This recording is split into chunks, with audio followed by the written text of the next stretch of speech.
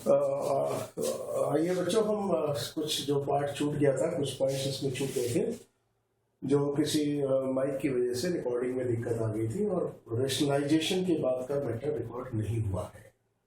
तो इसके लिए हम ये सप्लीमेंट्री वीडियो बना ले रहे हैं, इसको पार्ट 2 कहेंगे। और इस पार्ट 2 में आपको rationalisation, compensation, repression, separation, identification and fantasy और डे ड्रीम को कवर करेंगे। तो रेशनलाइजेशन की हम बात कर रहे थे और रेशनलाइजेशन में हमने ये देखा था कि दो तरह की बातें आई थी। एक तो आई थी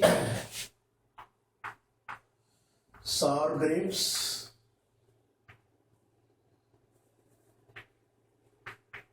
और दूसरी थी स्वीट लेमन।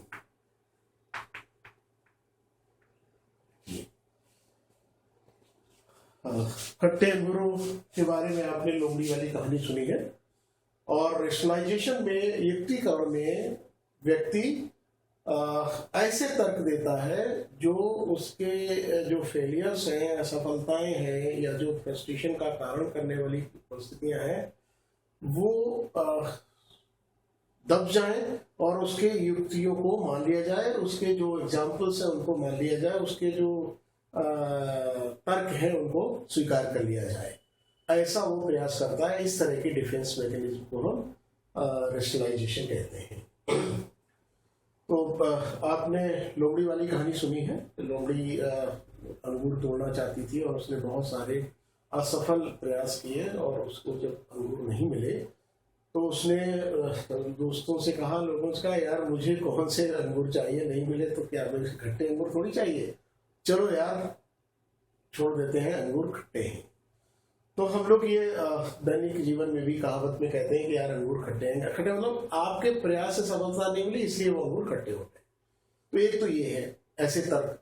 दूसरा तर्क है कि आपने जो छोटे मोटे अचीवमेंट्स लिए हैं, आपके पास जो है वो बहुत अच्छा है, आपके अचीवमेंट्स बहुत अच्छे हैं, फेलियर्स को छिपाने के लिए आप ये कहते हैं, या फेलियर्स से बचने के लिए, या फेलियर्स की जो फेलियर्स की वजह से जो आपकी चिंता हुई है, फ्रस्ट्रेशन हुआ, उसको दबाने के लिए, बचाने के लिए आप कहते हैं कि भाई हमारे पास जो है वो बहुत अच्छा है और ऐसा कुछ नहीं है ना। आपने कहावत सुनी होगी कि एक फादर ने अपने बच्चे को डांटा जब उसका रिजल्ट फेलियर आया, कहा यार तुम तो फेल हो जाते हो, पढ़ते नहीं हो। तो बच्चा जो है, अब देखिए क्या तर्क देता है बच्चा अपने पिता को। तर्क ये देता है कि success in examination does not lead to success in life. Success in examination does not lead to success in life. परीक्षा पास कर लेने से थोड़ी कोई जीवन सफल हो जाता है। यानी कि चूंकि वो पास नहीं हो पाया, असफल है, फ्रस्ट्रेटेड है, इसलिए वो ये तर्क दे रहा है और इस तर्क को स्वीकार करवाना चाहता है और तर्क को इस तरह से पेश करता है कि उसका तर्क मान लिया जाए। तो ये भी एक है। और एक कहावत आपने सुनी हुई है कि एक बार अगर असफल हो जाते हैं इसका मतलब नहीं कि बार बार हम असफल होंगे। अगर जीवन में कहीं असफल हुए हैं तो ठीक है, सफलता मिलेगी। मतलब एक कोई सपना टूट गया तो कोई जीवन समाप्त नहीं हुआ। कुछ सपनों के मर जाने से जीवन नहीं मरा करता है। कुछ सपनों के मर जाने से जीवन नहीं मरा करता है। तो ये रेशनलाइजेशन के कुछ एग्जाम्पल्स हैं और आप जब एग्जाम्पल्स याद रखेंगे तो रेशनलाइजेशन कंसेप्ट की व्याख्या आप कर सकते हैं। कंपनसेशन का मतलब है क्षतिपूर्ति। क्षतिपूर्ति का मतलब है कि बंदा अगर किसी एक एरिया में सफल नहीं हो पा रहा है, किसी एक जगह उसको सफलता नहीं मिल रही है, तो वो किसी दूसरे फील्ड में उस कमी को पूरा करने के लिए प्रयास करेगा। उदाहरण के लिए कोई एक छात्र है जो पढ़ाई में पीछे है, उसकी पढ़ाई समझ में नहीं आ रही है, तो वो क्या करेगा, स्पोर्ट्स में एक्सेल करने की कोशिश करेगा और ये दिखाने की कोशिश करेगा कि वो भी हीरो है, स्पोर्ट्स के फील्ड का वो हीरो है। क्या हुआ इससे कि अगर वो मार्क्स अच्छे नहीं ला रहा है, परीक्षा में अच्छे नंबर नहीं प्राप्त कर रहा है, या मैथमेटिक्स नहीं आ रही है, अंग्रेजी नहीं आ रही है, लेकिन देखो उसके जैसा स्पोर्ट्स में कोई है तो वो हीरो है। तो ये क्या कंपनसेट कर रहा है, कंपनसेट कर रहा है। और ये डायरेक्ट कंपनसेशन है। एक फील्ड का कंपनसेशन कर रहा है। तो इस तरह की चीजें भी आप समझ सकते हैं कंपनसेशन में। कई बार कंपनसेशन में इनडायरेक्ट कंपनसेशन भी होता है। इनडायरेक्ट में मतलब क्या है, अभिभावक इसका इस डिफेंस मैकेनिज्म का प्रयोग करते हैं। जैसे मान लीजिए कि अभिभावक जो है कोई डॉक्टर बनना चाहते थे, नहीं बन पाए, तो वो अपने बच्चों में वो क्षतिपूर्ति करना चाहते हैं, बच्चे को डॉक्टर बनाना चाहते हैं। अरे भाई, बच्चे को डॉक्टर बनाना चाहते हैं तो आप अपना सपना बच्चे में कैसे देख सकते हैं? आप अपने लिए देखिए। बच्चे के अपने सपने हैं, बच्चे की अपनी एबिलिटीज है, बच्चे के अपने तरीके होंगे, वो अपने हिसाब से अपना कैरियर देखेगा। लेकिन नहीं, हम कंपनसेट करना चाहते हैं, तो अभिभावक भी एक डिफेंस मैकेनिज्म को अपना सकते हैं। वो इस तरह की डिफेंस मैकेनिज्म करते हैं। कई बार क्या होता है कि ऐसा कंपनसेशन भी होता है कि मान लीजिए लोग किसी बच्चे से कह रहे हैं, अरे यार तू क्या जाने, तू कैसे पढ़ेगा, तू खेती कर अपना, तू पढ़ाई लिखाई तेरे बस की बात नहीं है। ये बच्चा इस बात को मन में बैठा लेता है और पढ़ाई लिखाई में ही बहुत अच्छा करने के लिए एकदम दृढ़ संकल्पित हो जाता है और अच्छा करके दिखा भी देता है। तो ये भी कंपनसेशन है। ये भी उसने क्या किया, उसी फील्ड में जिस एरिया में वो कमजोर था, जिसके लिए लोग उसको ताने मारते थे, उसी में उसने सफलता प्राप्त की। ऐसा हो सकता है कभी कोई मान लीजिए तुतला रहा है और उससे कोई कहेंगे, अरे तू ठीक से बोल भी नहीं पाता, तू क्या नेता बने, तू क्या भाषण देगा, और वो भाषण देने की कला सीख ले, तो क्या है कंपनसेशन। तो कंपनसेट कर रहा है, अपने फेलियर को कहीं ना कहीं जाके कंपनसेट कर रहा है। रिप्रेशन या दमन जो है, ये दमन क्या है, हम अपनी जो इच्छाएं पूरी नहीं हो पाती, ऐसी डिजायर्स जो फुलफिल नहीं होती हैं, उनको हम अचेतन मन में भेजने का प्रयास करते हैं। चेतन मन से, चेतन मतलब जो एक्टिव हमारा सेंस है, उससे हम ऐसे सेंस से भेजना चाहते हैं जो हमें बार बार रिमाइंड ना कराए, तो हम अचेतन मन में उनको भेजते हैं। सप्रेशन में क्या करते हैं, शमन करते हैं। शमन का मतलब क्या है कि हम उनको मन से हटाना चाहते हैं, मन से निकालना चाहते हैं, मन से दूर करना चाहते हैं। जो हमारी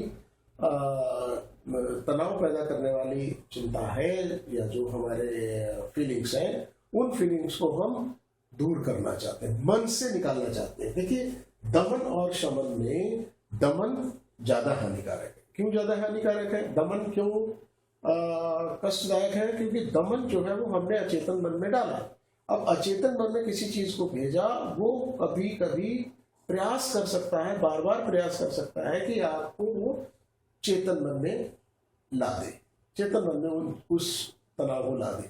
तो इसलिए दमन जो है वो खतरनाक है। शमन खतरनाक नहीं। शमन का मतलब है नष्ट कर देना। आपने वो इच्छा जो पूरी नहीं हुई, जिसकी वजह से कोई तनाव हुआ, आपने उसको समाप्त कर दिया, और ये चेतन मन से समाप्त किया आपने, इसको चेतन मन से अचेतन मन में भेजा। तो ये थोड़ी सी तुलना आप कर सकते हैं रिप्रेशन और सप्रेशन। आइडेंटिफिकेशन, आत्मीकरण। आत्मीकरण का मतलब है किसी की आत्मा में आप समा जाए। आपने देखा होगा कि इस डिफेंस मैकेनिज्म को लोग अपनाते हैं। जैसे मान लीजिए आपके गांव का कोई व्यक्ति प्रधान बन गया, तो कभी चर्चा हो और दूसरे लोगों में चर्चा हो, दूसरे गांव के लोगों में चर्चा हो, तो आप अपने को प्रधान का बहुत करीबी बताएंगे, उसका पड़ोसी बताएंगे। हो सकता है आप ये भी कहते हैं कि आपके चाचा हैं, हो सकता है आप ये भी कहते हैं कि आपके सगे चाचा हैं। तो ये क्या है, आप आइडेंटिफाई कर रहे हैं किसी ऐसे व्यक्तित्व के साथ, किसी ऐसी पर्सनैलिटी के साथ जो आप में नहीं है और उसमें है, और आप चाहते हैं कि वो हो जाए। इस तरह की आइडेंटिफिकेशन की बातें होती हैं। एक उदाहरण और ले सकते हैं कि मान लीजिए कोई इस तरह का कोई व्यक्ति है या लड़का है जिसको सब लोग पसंद करते हैं, क्लास में आपकी पढ़ता है और आप देखते हैं कि यार इसको सब लोग पसंद करते हैं एंड मुझे कोई सम्मान नहीं देता क्योंकि मेरी हाइट 5 फुट ही रह गई, ये यार जो है 6.5 फुट का है, ये हृष्ट है, इसको लोग सभी पसंद करते हैं। तो आप क्या करेंगे, उस लड़के से दोस्ती करने का प्रयास करेंगे जो आप से आगे। तो ये क्या है, आप आइडेंटिफाई करेंगे अपने आप को उस लड़के के साथ जो बहुत ही पॉपुलर हो चुका है। तो ये भी एक आइडेंटिफिकेशन है। तो और भी कई उदाहरण ऐसे हो सकते हैं। फैंटेसी या डे ड्रीमिंग क्या है? फैंसी या डे ड्रीमिंग है कि आप अपनी काल्पनिक दुनिया में रहकर खुश रहते हैं। जब हमें वास्तविक दुनिया में तनाव या कष्ट या मुसीबत है तो हम ऐसी दुनिया में अपने लिए ऐसी दुनिया बना लेते हैं जिस दुनिया में कष्ट ना हो, वो काल्पनिक दुनिया होती है और उसमें आप रहते हैं। तो जो वास्तविक दुनिया की असफलताएं हैं, उन असफलताओं को भूलने के लिए, उनसे दूर रहने के लिए हम अपनी काल्पनिक दुनिया में रहने लगते हैं। उदाहरण के रूप में आप ले सकते हैं कि मान लीजिए कोई एक व्यक्ति है और उसको जो है लगता है कि मतलब उसके अंदर फ्रस्ट्रेशन आ गया, डिप्रेशन में है वो, तो वो क्या करेगा कि अपने आप को, अपनी आत्मा को हीरो की आत्मा में रख देगा, देवा स्वप्न करेगा। वो सोचेगा मैं हीरो हूं, और जिस प्रकार हीरो के प्लेजर्स हैं, हीरो की जो लग्जरीज हैं, हीरो की जो स्टेटस की चीजें हैं, उनमें वो रहेगा और उसमें आनंद प्राप्त करेगा, अपने तनाव को कम करेगा। इसलिए ये भी एक डिफेंस मैकेनिज्म है। डे ड्रीमिंग खराब नहीं है, आप देख रहे होंगे पॉजिटिव डिफेंस मैकेनिज्म है, और इसमें भी आपको अपने स्ट्रेस से, अपने एंजाइटी से थोड़ी सी रिलीफ मिलती है, और इसलिए ये डिफेंस मैकेनिज्म का काम करती है। तो बच्चों, ये हमारी डिफेंस मैकेनिज्म्स थी। इनमें और भी आप अपने एक्सपीरियंस से उदाहरण जोड़ सकते हैं। हम देखेंगे कि इसके बारे में और क्या क्या उदाहरण हो सकते हैं। आपके अपने वातावरण से इसमें अगर उदाहरण मिले और उदाहरणों के माध्यम से अगर आप इनको समझ लें तो अच्छा रहेगा। आपको फिर रटने की जरूरत नहीं पड़ेगी और इनके लिए आप अपनी व्याख्या कर पाएंगे। तो बच्चों, ये था डिफेंस मैकेनिज्म, और ये हमारा बहुत ही इम्पोर्टेंट चैप्टर था, mental health, hygiene and mechanism of adjustment और एडजस्टमेंट। ये इम्पोर्टेंट टॉपिक था, हमने इसको देख लिया है और इसको डिस्कस किया है। आपको अगर इसमें कुछ सुझाव देने हैं तो आप मुझे बताइए। आपको अगर चैनल पसंद आता है तो आप जरूर इसको सब्सक्राइब कर दीजिए। सब्सक्राइब करने से और बेल आइकन दबाने से आपको अपडेट्स मिलते रहेंगे, और जैसा कि मैंने आपको बताया था कि आपके जो भी इंटरेस्टिंग टॉपिक्स हैं उन पर वीडियो बनेगा। बीएड के करीब करीब हर सब्जेक्ट के टॉपिक पर हम वीडियोज बनाएंगे और आपको वीडियोज शेयर करेंगे, ताकि आपको कंसेप्ट क्लियर हो जाए और आपकी तैयारी अच्छी हो जाए। तो आप चैनल को सब्सक्राइब करना ना भूलें। कई बार ऐसा हो सकता है कि हम चैनल को उस तरह से शेयर ना कर पाए ग्रुप में जिस तरह से आप उम्मीद करते हैं। तो अगर आप सब्सक्राइब कर देते हैं तो फिर आपके पास ऑटोमेटिकली सारे वीडियोस मिलते रहेंगे, अपडेट्स मिलता रहेगा, और उनका आनंद उठाइए। मेरी तरफ से आपको बहुत बहुत शुभकामनाएं। धन्यवाद।